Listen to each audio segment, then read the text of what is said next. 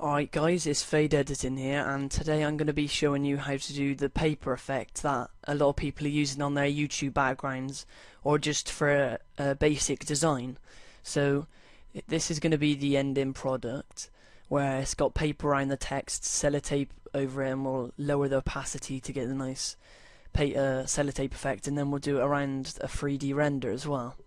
So let's get started. So I'm going to do, well, we need to open up Adobe Photoshop, and we'll do 2 of these, or you can just do 1 for the time being.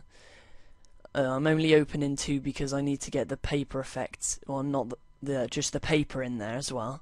So we'll just get the paper in there, and then after we've got the paper in there, we'll just stretch it to fit the canvas, so then we'll be able to use a lot more of it. So after we've done this, then we'll go back to the normal canvas that we're doing the work on, and then we'll get the gradient tool, and you can use whatever colour you want to. I'm using a light blue today because I like that colour, so there we go. And so after we've done that on the canvas, the gradient tool, then we'll go back into here and we'll get the text tool, and we'll do paper effect, or write paper first. Then you need to get the magic wand tool, click that, and click shift and highlight all of the things so they've got a nice sort of black and white line going around it. So then we'll do select, modify, expand, and you can expand between 15 to 20 pixels, and it just makes it bigger around the outside. So after we've done that, we need to do control there, control E, control X, and that just gets it out of the paper there. And then we'll do control V. You can lower the opacity of the text when it was in there if you want to, because that does make it look slightly better, but I'm just for tutorial purposes I'll do it. So that looks really good there, and we'll just go and write effect now, and then I'll show you how to do the sellotape. So effect, and then we'll just do exactly the same. So we'll get that magic wand tool, we'll do shift around all of the letters, and then we'll do select, modify, expand 15 to 20 pixels, okay, and then we'll do control on here, we'll do control E, control X, and then we'll do control V. And after we've done this, we'll do the sellotape shortly, as I said. So now we'll get a 3D render, which I've got Sniper, and you can get this off of Google Images. Just type in Call of Duty 3D render PNG file, or just PNG, and it'll come up.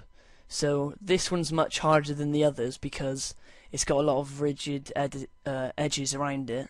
So we'll need to get the magic wand tool and just click on the outside, and it highlights the whole thing. So then we're going to go to select inverse, and it just gets that there. And then we're going to do select, modify, expand by 20 pixels again, and then we'll do control, control E, control X, and then we'll just do control V. So we've got the 3D render with the paper effect around there now. So now we've done that, which is pretty simple, and you can just pause the video at any time just to catch up. But that looks really nice now, and it's probably the easiest way to actually do the paper effect. So now we're going to do the sellotape. So what you got to do is get this tool here, which is the quick selection tool, and you just make a quick rectangle, and then we'll get a new file, and then we'll get the paint bucket tool, and what colour should we have? We'll have a nice white colour, just a little bit darker than just a white there, and then we'll lower the opacity of that down to around 70. Just put it back up, there we go. And then we'll get the rubber tool, and we'll just sort of rub the edges off. I'll just do it really quickly with this one, but it's still a nice one to use. And then it's got sort of rigid edges around it, sorry. And then we just need to go back to the quick selection tool, click off of that, and then we've got a nice little sellotape effect.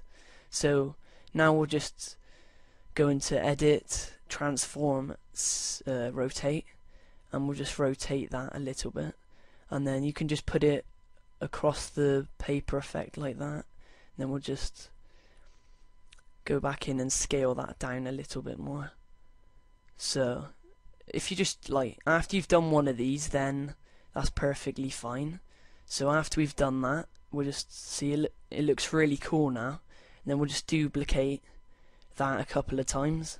So then we've got another one, and you can put it on each sides and just rotate that. So we'll duplicate that one more time, and then we'll rotate that, and then but it just looks, it's a really cool effect, and I really like it. So that's why I thought I'd do a tutorial on it, because not a lot of people know how to actually do this, but I'm sure a lot of people want to know how to do it. So see there, that looks really good now, but obviously you can do it much neater than I have, but that looks really good. So then we'll just do a couple to the sniper, and that's basically it, guys. So it just looks, it's an amazing effect. So just pause it anytime, like I said, to catch up, but there we go. So that's the paper effect, and it's really nice. So hope you guys like the tutorial, and thanks, see ya.